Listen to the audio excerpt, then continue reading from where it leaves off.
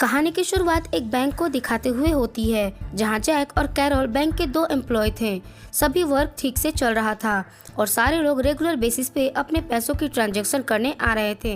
लेकिन तभी एलिस नाम की लड़की बैंक में एंटर करती है और किटी, जो कि पहले से ही बैंक में अपने पैसों से रिलेटेड कुछ काम करने आई थी, वो एलिस को देखकर मैनेजर के पीछे चली जाती है। तो उधर एलिस का भी चेक बाउंस हो रखा था, इसलिए वो बैंक के एक एम्प्लॉय पे ही गुस्सा करने लगी और सबका ध्यान अपनी ओर करती है। तभी बैंक में 3 फायर सूट पहने आदमी आए जो सिक्योरिटी को बेहोश कर देते हैं। एलिस भी उन्हें देखकर बैंक के एक एम्प्लॉय पे हमला करती है।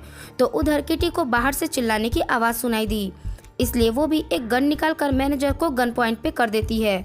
फिर यहाँ पे हम सबको पता चलता है कि ये सारे लोग मिले हुए हैं और बैंक में चोरी करने के वास्ते उन्होंने ये पूरी प्लानिंग की है।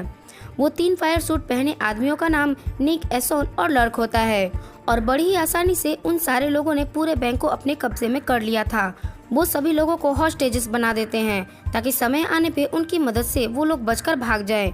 साथ ही वो सारे सीसीटीवी तोड़कर बैंक के पूरे कनेक्शन को कट कर देते हैं, क्योंकि उनको अपनी चोरी में कोई भी प्रॉब्लम नहीं चाहिए थी। और एक चीज हमें यहाँ पे पता चलता है कि एसन और लर्क को छोड़कर बाकी के चारों चोर भाई बहन हैं।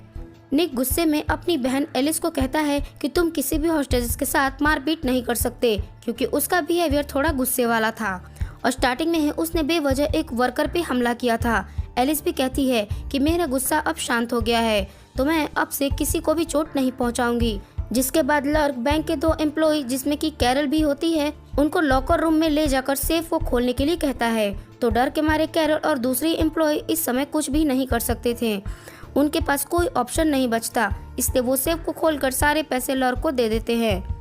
लेकिन वो सिर्फ $70,000 थे और इतने पैसों से उन सभी चोरों का पेट नहीं भरने वाला था।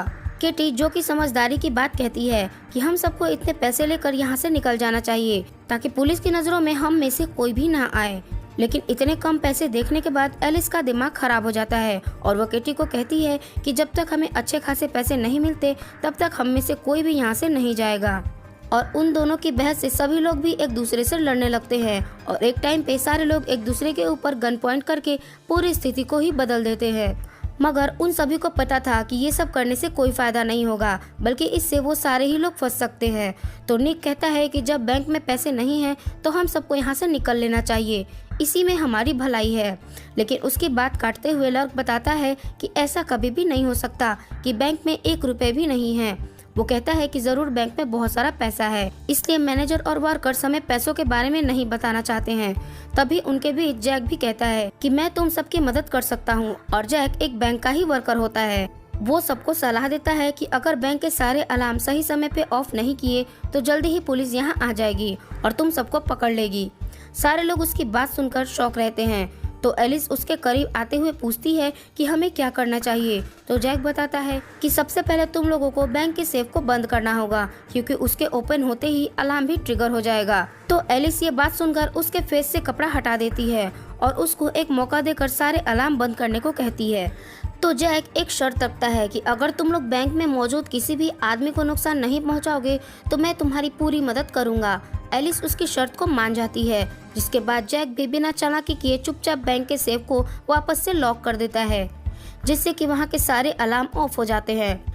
उसके बाद जैक अपना काम कर देता है। तो एलिस उससे पैसों के बारे में पूछती है कि यहाँ $70,000 के अलावा और पैसे हैं या नहीं। तो इसके जवाब में जैक बताता है कि तुम सभी लोगों को बहुत सारे पैसे मिल सकते हैं, जो कि 6 मिलियन के आसपास होंगे। लेकिन वो सारे पैसे 70 साल पुराने एक लॉकर में रखे हैं, जो कि बेसमेंट में है। ये सुनकर तो वहाँ खड़े सारे चोर बहुत खुश हुए और अपने मन में अलग अलग चीजें सोचने लगे कि इतने पैसे मिलने के बाद वो सारे लोग क्या क्या कर सकते हैं। जैक उन सभी को बेसमेंट के लॉकर की चाबी देता है ताकि वो पैसे लेकर किसी भी वर्कर को नुकसान न पहुंचाए। केटी सबको आगे का प्लान बताती है कि वो सारे लोग बैंक से चोरी करने के बाद यहाँ से भागेंगे।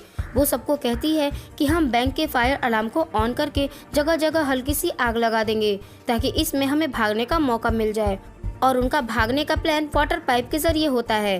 केटी निक को काम देती है कि तुम वाटर पाइप को कट करो और सबके भागने का रास्ता बनाओ। लर्क को बेसमेंट के लॉकर खोलने का काम मिलता है। तो उधर एसन और एलिस बैंक में मौजूद सारी हरकतों पे नजर रखेंगे। साथ ही उन दोनों को सारे लोगों पे भी नजर रखना था। यहाँ से सभी लोग अपने अपने काम पे निकल जाते हैं। जिसके बाद सबसे पहले लर्क लॉकर को खोलने की कोशिश करता है, लेकिन वो लॉकर 70 साल पुराना था, इसलिए वो बताता है कि इसे खोलने में 20 मिनट लग जाएंगे। दूसरी ओर एलिस भी जब बेसमेंट से ऊपर की तरफ जा रही थी तो उसे लगता है कि कोई मेरा पीछा कर रहा है, और जब वो पीछे मुड़कर देखती है तो उसे कोई भी नजर नहीं आया, तो वो बिना डरे वापस से बैंक में आ जाती है। केटी भी सभी चीजों को संभाल रही थी, और जब वो खिड़की से बाहर देखती है तो पुलिस वालों ने बैंक को चारों तरफ से घेरा था। निक भी अपने काम में लग गया था, पर बैंक की एक एम्प्लॉय कैरल को वॉशरूम लगती है, इसलिए वो इंसानियत दिखाते हुए उसे बाथरूम तक ले जाता है। कैरल कहती है कि तुम इतने भी बुरे नहीं हो, क्योंकि तुम्हारी जगह कोई और होता तो मुझे कभी भी वॉशरूम नहीं जाने देता। तो निक बताता है कि मैं इस चोरी को जबरदस्ती कर रहा हूँ, क्योंकि मेरे ऊपर सारा कर्ज है, और जितने भी पैसे मुझे इस चोरी में मिलेंगे उस पैसों से अपने पूरे कर्ज को चुका दूंगा। फिर वो वापस से कैरल को बाहर लाता है, जहाँ कैटी उसे बैंक में देखकर खुश नहीं होती। वो कहती है कि तुम्हें अब तक तो काम में लग जाना चाहिए, क्योंकि हमारे पास बिल्कुल भी समय नहीं है। साथ ही बाहर पुलिस वालों ने हमें चारों तरफ से घेर लिया है, तो तुम्हें अपना काम जल्दी ही करना होगा। ये सुनकर निक सीधा बेसमेंट की ओर वाटर पाइप कट करने चला जाता है। फिर कैटी और एलिस सीसीटीवी फुटेज पे नजर बनाए रखते हैं, और वो लर्क को देखते हैं जो बेसमेंट के लॉकर को खोल रहा था।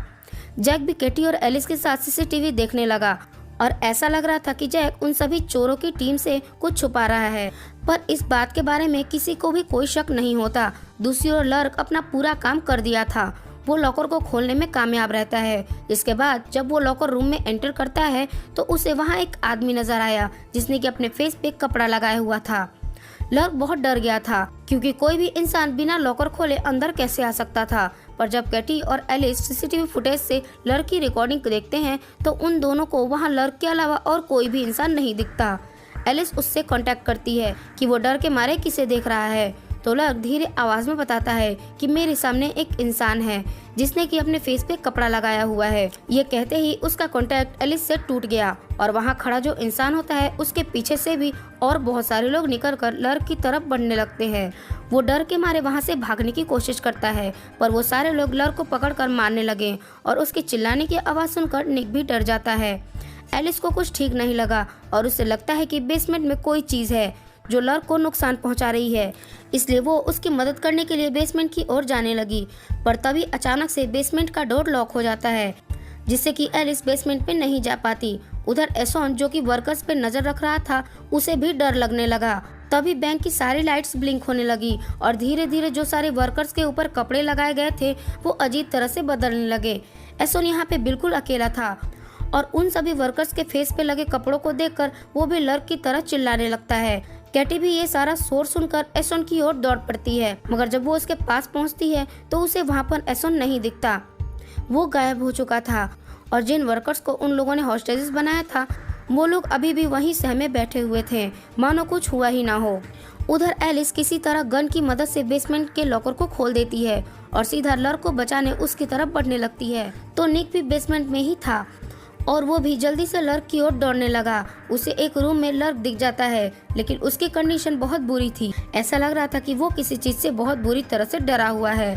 और जब लर्क अपने सामने निक को देखता है तो वो और भी ज्यादा डर गया था। उसे समझ नहीं आता कि ये मेरा दोस्त है या फिर वो आत्मा है जो मुझे मारने आई है, और डर के मारे वो उसी समय ड्रिलिंग मशीन उठाकर उसके सर पे ड्रिल कर देता है, जिससे कि उसकी वहीं पे मौत हो गई। निक ये सब देखकर शॉक हुआ, और वो भी डर के मारे वहाँ से भागने लगता है। एलिस जो कि लर्क को ढूंढने आ रही थी, वो निक को कांटेक्ट करने की कोशिश करती है, मगर उसका कांटेक्ट निक से नहीं हो पाता। दूसरी तरफ कैटी को भी कुछ समझ नहीं आता कि थोड़े समय में ही इतने अजीब जैसे हालात क्यों हो रहे हैं। वो इसके बारे में जैक से पूछती है कि बेसमेंट में ऐसा क्या है, जिससे कि सारे लोग डर कर चिल्ला उठते हैं। तो जैक झूठ कहता है कि मुझे इस बारे में कुछ नहीं पता, मगर वो इन सब के बारे में पहले से ही जानता था, लेकिन वो कैटी को कुछ नहीं बताता। तभी वहाँ का टेलीफोन रिंग हुआ, और जब कैटी फोन को उठाती है तो दूसरी तरफ पुलिस वाले होते हैं। वो कहते हैं कि तुम लोग हॉस्टेजेस को नुकसान मत पहुँचाना, बदले में वो सभी चोरों को सुरक्षित यहाँ से भागने का ऑफर देते हैं। लेकिन कैटी के सभी साथी इस वक्त फंसे हुए थे, इसलिए वो पुलिस वालों को कहती है कि अगर तुम भी हमारे साथ कोऑपरेट करके बैंक में घुसने की कोशिश नहीं करोगे तो हम भी किसी हॉस्टेजेस को नुकसान नहीं पहुँचाएंगे। जिसके बाद वो फिर से जैक से पूछती है कि तुम इस बैंक में कब से काम कर रहे हो। तो जैक दोबारा से उनका ध्यान भटकाने के लिए कहता है कि मुझसे भी पहले यहाँ कैरोल काम करती थी और उसको ही इन सब हालात के बारे में पता होगा। तो कैटी सीधा कैरोल से पूछताछ करने लगी और वो भी एक सीक्रेट रिवील करती है कि बेसमेंट में कुछ ऐसा है जिसके बारे में किसी को भी नहीं पता।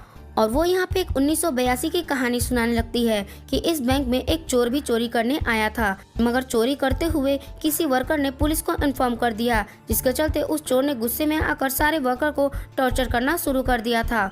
और वो उन्हें इस तरह से टॉर्चर किया करता था कि कुछ वर्कर तो खुदकुशी कर लेते हैं। उसको भी बैंक से ज्यादा पैसे नहीं मिले, जिसके चलते वो पुलिस वालों से अपना डिमांड करता है, लेकिन पुलिस वालों ने उसकी डिमांड नहीं मानी।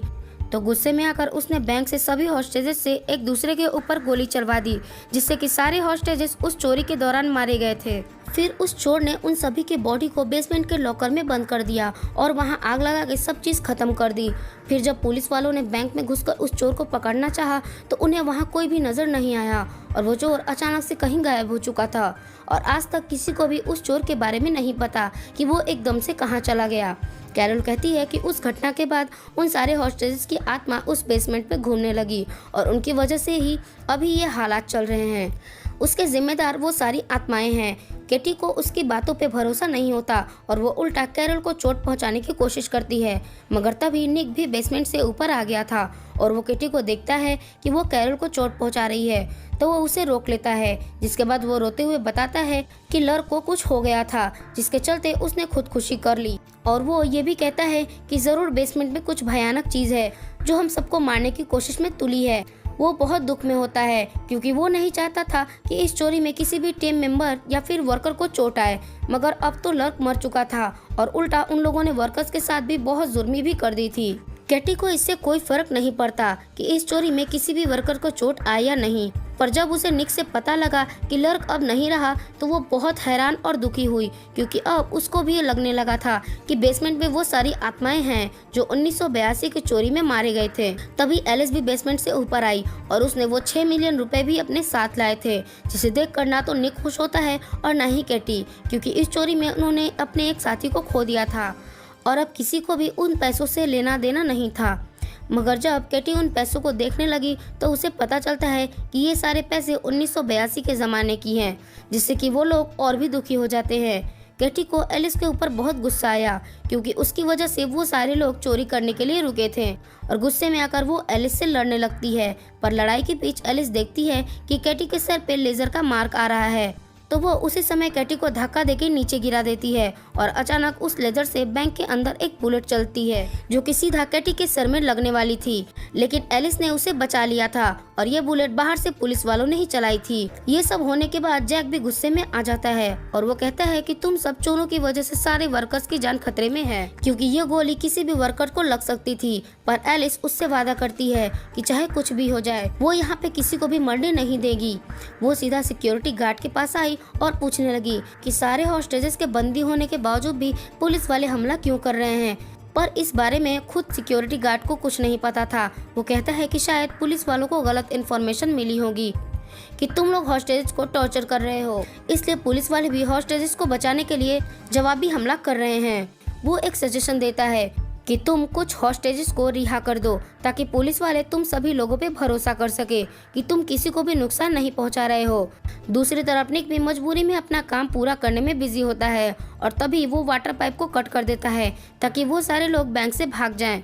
लेकिन पाइप कट करते ही बहुत सारे लोगों की रोने की आवाज आने लगी, जिससे कि निक पूरा डर जाता है। उधर बैंक के टेलीफोन में एक कॉल आया और जब कैटी उस कॉल को पिक करती है तो उसे एक आदमी की आवाज सुनाई दी जो बैंक के अंदर की सारी हरकतों के बारे में पुलिस को बता रहा था।